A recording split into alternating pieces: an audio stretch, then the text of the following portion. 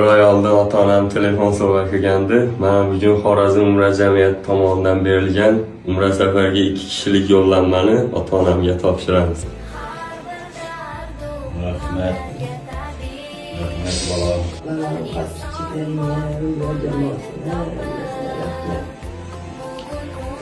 Rahmat şu papiçiklere hayırlı kılınız. Papiçiklerine rahmet. Atası, analarına bin rahmet şu var.